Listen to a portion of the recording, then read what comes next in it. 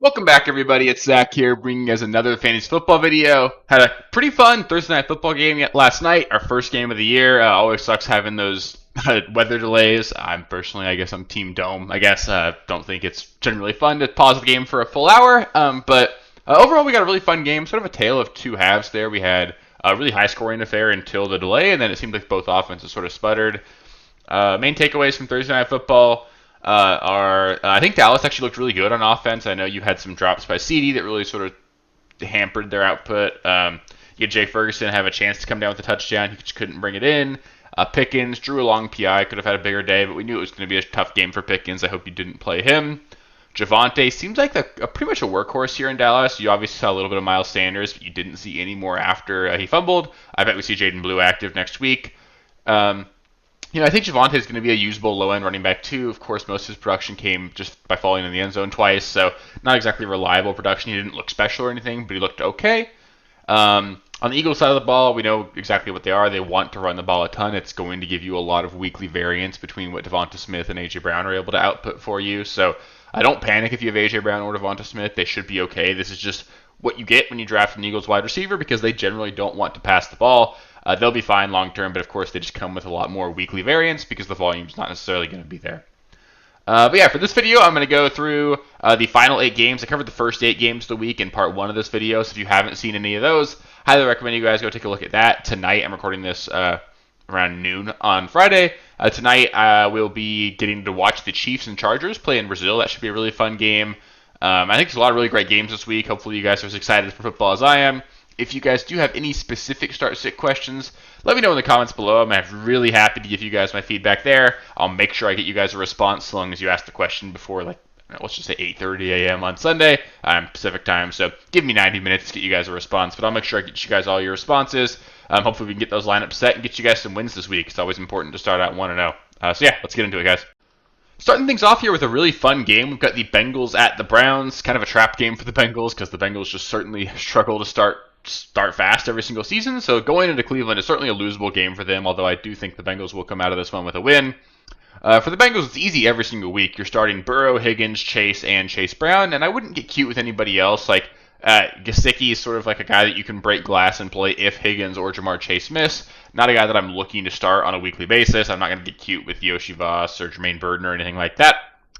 For the Browns, I think Jerry Jeudy and David Njoku, they're must-starts for me in this week. Really great matchup against Cincinnati. As long as Joe Flacco's under center, the offensive output should be better than if they have the backups in for Cleveland, so I trust the offense a little bit more there. You could stream Joe Flacco this week. I think he's more of a super flex play. I don't know if you want to do that to yourself in week 1. Hopefully you drafted well enough quarterback that you don't feel like you needed to do that, but like I mentioned on my streams of the week video earlier this week, I would have considered him as an option if you had to. If you drafted Dak, I'd have preferred to play Joe Flacco over him, but I wouldn't have dropped Dak to do that. Certainly examples there. For the running backs for Cleveland, you've got Jerome Ford and Dylan Sampson, both desperation options for me. I lean Jerome Ford over Dylan Sampson, but I think it's possible you see Sampson get most of the early down work, and then Jerome Ford is the pass catcher. There's just a lot of risk associated with that. I hope you have better options, but if you went with a 0 RB build, there is upside here. It's obviously a great matchup against Cincinnati. It's just tough. There's so much unknown there. There's a risk of either one of those guys just not being really a part of the game plan, and then you could certainly just get nuked week 1, and that's not what you want. You don't want to get a goose early on, but I think you can play them. Just again, I hope you have better options. Next up, we've got the Raiders at the Patriots. For the Raiders, Ashton Genty, Brock Bowers, their auto starts every single week. Don't really need to think too much about those guys. You can flex Jacoby Myers if you want to. I think it's an okay matchup here against New England. It sounds like Gonzalez for the Patriots is banged up. Probably won't play on Sunday either, so less competition from opposing quarterbacks there. I think Jacoby Myers is a solid flex option. Keep an eye on Dante Thornton. I think I'm pronouncing his name right there. He's going to be a weekly starter for this Raiders team. He's going to start opposite Jacoby Myers. He's a freak athlete, super athletic. All the reports out of training camp have been fantastic. You're not playing him, obviously, this week, but he's a guy that if you've got an extra spot on your roster, if he wasn't picked up already, he should be rostered in almost every league. He's got a chance to be special just with how freakishly athletic he is, and I think there's a chance he ends up being the wide receiver 1, number 2 pass catcher for the Raiders, so just keep an eye on him. For the Patriots, Travion Henderson, low-end running back 2 for me this week. Really the only Patriot that I think is a locked-in starter for us this week. Of course, the volume's a little bit unpredictable. He's, listed as the RB3 on the depth chart. We're going to see some Ramondre Stevenson. I hope we don't see much of Antonio Gibson. Um, but, it just makes it a little bit tough. He should still get a lot of pass catching work done. I trust Henderson as a low end running back too. Again, I probably want to sit every other Patriot, though. You can consider guys like Drake May, Ramondre, Hunter Henry, or Stephon Diggs. So a lot of borderline guys for the Patriots this week. Not a bad matchup against the Raiders, but again, Drake May, I kind of would prefer to see it, and before I trust him there, matchup isn't like special enough that I want to force that. Ramondre Stevenson, again, like a break glass running back too if you needed it. If you want 0 RB, you can play him, but of course the ceiling's not really there. You're not going to see Ramondre get 20 carries in this one. Certainly not going to be the more explosive of the backs for New England, so I don't love that. Hunter Henry, great streaming option if you need it. A good matchup against the Raiders. He always seems to start the year fast, so you can play Hunter Henry for sure. It's just, not a guy that you have to play. And then Stephon Diggs, a flex play as well. I'm worried about what his snap share is going to look like in week 1, so I'd prefer not to play him, but you can if you want to. I'd play Jacoby Myers over him if you need help with that, but I think Diggs is an option if you do need him. Next, we got the 49ers at the Seahawks. CMC, we got a report. Yesterday, I haven't seen a whole lot come through yet today on Friday, but CMC was limited on Thursday's practice with a calf injury. You hate to see that. It still sounds like he should play. I wouldn't completely panic, but it's obviously not what you want to see early on in the year. Having that before a game even happens with CMC is got to be horrifying for CMC owners. I don't actually have him anywhere. I guess I'm chicken there, but reason to be concerned. I think we got to keep an eye on that. Outside of that, for the Niners, Kittle, Pearsall, they're great options. I guess go back to CMC. If CMC misses, I think you can play Brian Robinson. He becomes like a low-end running back too. I think we'd still see some Garendo in that case as well. I don't want to hypothesize there. I think CMC is still going to play. Brock Purdy, low-end quarterback 1 if you need it. Probably starting him if he's the only guy you drafted. There's no way you're going to drop him to pick up somebody else. Should do okay in this one, although I do think Seattle's defense is going to be pretty solid. I didn't list him here, but Juwan Jennings, I'd prefer to sit him. It sounds like he should get a full allotment of snaps, but he's just missed a lot of practice time. The Seahawks defense, I think, is going to be sneaky good this year, so I'd prefer to look elsewhere if I can there. For the Seahawks, JSN, Kenneth Walker, they are must-starts. There's no way you're sitting either one of those guys any week, unless Walker's hurt, obviously. But I'm not going to play any other Seahawks. I'm not going to play Charbonnet as long as Kenneth Walker's healthy. I don't trust Cooper Kupp. I'm not going to get cute with the Seahawk tight end. Keep an eye on Torrey Horton, but we'll see what happens there. I think he's a guy that could earn a big role in this offense, but you're obviously not trusting him in week 1. And then Sam Darnold, the matchup isn't special enough for me to consider him a streaming option right now. Next, we've got the Titans going to Denver. Pollard for the Titans is in for sure. Without Tajay Spears there, he's just a workhorse running back. I can't imagine sitting him. You can play Calvin Ridley if you need to for the Titans, but as much as I like Ridley this season, this is a horrendous matchup for you guys. He is really the only receiver the Titans can trust, and then you've got Patrick Surtain on the other side, so you're probably going to get the Surtain coverage all day long for Calvin Ridley. He could have a low output game. I think that could open up some opportunity for either Alec Ayumanor or Chigakonkwo. Keep an eye on both those guys. I'd prefer not to play them. If you have to stream tight end, you're desperate, and you want to go Chig, you can do that. But again, it's not a fantastic option. I want to see it there before I trust it. For the Broncos, Cortland Sutton, Bo Nix, those guys are in for sure. You're probably starting Evan Ingram as well. Again, not a guy you need to pick a streaming option up over. He should be fine in this matchup. Both J.K. Dobbins and O.J. Harvey are in play. They're probably going to split about 50-50. I think Dobbins will probably get a little bit more work, but I think Harvey will do more with the work he's given, probably more likely to catch passes. Also, I think the Broncos could get up early in this game and then just sort of lean on Harvey as an opportunity to get him touches in the NFL. If they're just salting the game away, I think they trust Harvey enough to do that. So I lean Harvey over Dobbins just because I think the explosiveness is there if you want to have a great game. I don't see a path for J.K. Dobbins to put up 20-plus fantasy points. I could see Harvey doing that, and I think both of them have about as equal of a chance to score in this one. So I prefer Harvey, but I think both are low-end running back 2 options.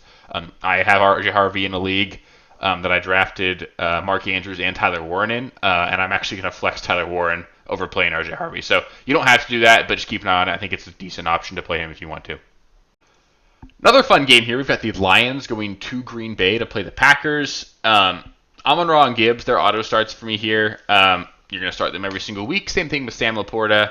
Jameson Williams, great flex option. You're probably starting him, but I could see a world where he's your 4th wide receiver. You don't necessarily have to play him. You can stream Jared Goff if you want to. I don't love it. Keep an eye on Isaac Tesla and also David Montgomery, low-end running back 2 as well. You can play him. You don't have to, but you can play him if you want to. You're going to need a touchdown for him to make you happy. Should be a high-scoring game, so you can certainly do that, but just keep an eye on it. It'll be interesting to see what the snap share really shakes out to be between him and Gibbs this year. For the Packers, Jordan Love, Josh Jacobs, and Matthew Golden all feel like really good starts this week. Again, this should be a really high-scoring game. I'm too scared to play Jaden Reed. The foot injuries got me scared. I think I'm going to be too scared to play him almost every week, but there's obviously some ceiling there every single week with him. So he's an option, but I'd prefer not to. I really like streaming Tucker Kraft this week. I think that he's got a great opportunity to come out here and have a really good game. Could easily be the number 2 target in the offense this week, so I like him. I have him and Jake Ferguson in the league. Pretty glad I played Tucker Kraft in that one. And I didn't list him here, but Romeo Dobbs, like deep league flex option if you need him, should be the starting wide receiver opposite Matthew Golden in this one. Starting wide receivers against the Lions that have talent tend to do pretty well, so you could trust that if you needed to. Next, we've got a fun game between the Texans and the Rams. For the Texans, Nico Collins is obviously a must-start, but I think it's okay to not play any other Texans. If you need to play a running back for them, Chubb would be the guy I would lean, but I think Dameon Pierce has upside as well. We just don't know how that's going to shake you out. Like Dameon Pierce, we've seen be good in the NFL before, and he's young enough that he could still have juice. So Chubb also we've seen be good before for sure, but just don't know if he has it left there. I don't really like either option, but if you have to play one, I would play Chubb this week. Keep an eye on Jaden Higgins. I don't want to start him, but Christian Kirk, dealing with a hamstring injury, likely going to miss this game, so it's going to make Jaden Higgins an immediate Week 1 starter here. I think he's talented. I think there's a lot of opportunity there. If he ends up having a great Week 1, make note of that because he could certainly end up being really good over the rest of the year. For the Rams, Puka, Kyren, and Devontae Adams, they're all going to be must-starts pretty much every single week. I'm not going to play any other Rams, though. I don't want to get cute with Matthew Stafford coming off the back injury. Not a good enough matchup that I trust that. I do want to keep an eye on Terrence Ferguson and the rest of the tight ends in this tight end room. If Ferguson is a full-time player, I think he could be a guy that we're streaming later on in the year. But we also could see him split with Higbee, and then it could just be completely worthless for everybody. So just keep an eye on that. Really great Sunday night game here. We've got the Ravens at the Bills. For the Ravens, Lamar, Derrick Henry, and Mark Andrews are all must-starts for me. Mark Andrews only a must-start in this one because Isaiah Likely's supposedly going to sit. As long as Isaiah Likely's not playing, Mark Andrews is going to be really great for fantasy, and then especially in a game with a high over-under like this, I like it quite a bit. Zay Flowers, really solid flex play as well. I want to play him, but again, I could see a world where he's like your 4th or 5th wide receiver because I know he slipped in some drafts. Probably not your 5th, but he could be your 4th, and you could look at other options. For the Bills, Josh Allen, James Cook, they're must-starts. Only 2 I want to play for the Bills, though. I don't want to get cute with Kincaid yet. I want to see how things shake out there, see if he looks better this year. Keon Coleman got banged up this week. Should still play, but that scares me. Khalil Shakir, you can play him if you need to, especially if Keon Coleman ends up sitting, but the matchup is good, but like Khalil Shakir's been banged up all offseason as well. I don't really want to trust that in Week 1. I didn't mention him for the Ravens, but also Rashad Bateman. An option like deep leagues if you need it, but you probably need a big play for that to come through. I prefer to sit guys like that, especially Week 1, right? Like if you're starting Rashad Bateman in Week 1, you really punted wide receiver. So I hope you have better options, but I guess there is upside with Bateman every single week just in terms of the possibility for a big play touchdown happening. And the last game of the week, another really fun one. We got a really great slate of games this week, is the Vikings at the Bears. For the Vikings, Justin Jefferson, TJ Hawkinson, they're great plays every single week. You're playing those 2 guys for sure. Other pass catchers, you got Adam Thielen there. I don't really want to play him in this one. I know he's got familiarity with the system and the offense there, but not a great matchup against Chicago, and I don't want to force that there. So you're probably not playing Thielen. I also kind of want to just play the wait-and-see game with the Viking running backs. You can obviously play either one of them, either Aaron Jones or Jordan Mason, but I don't think the ceiling is really there, especially against a pretty tough run defense in Chicago. I don't think this is going to be a game that the Vikings get up early and like just stomp the Bears in either, so they're not going to be like salting the game away. You can play either one, but again, just keep an eye on it. I don't love playing either one. I'd like to just sort of see how things shake out before I can, especially because it's just not a great matchup. For the Bears, DeAndre Swift, low-end running back 2 for me, should get almost all of the work. It seems like Kyle Monangai and Roschon Johnson are dealing with injuries as well. We're both limited in practice on Thursday, so we'll see what happens. It's a Monday game, so they could both certainly play, but DeAndre Swift's the guy in that backfield. You're playing him probably if you have him. DJ Moore, I'd play him as a wide receiver 3. This Vikings defense is pretty good, right? So it's a tough spot for the Bears. I wouldn't expect this to be a week that the Bears go out there and hang 30 on someone. So the whole offense gets taken down a notch, especially this being their first game in a new system.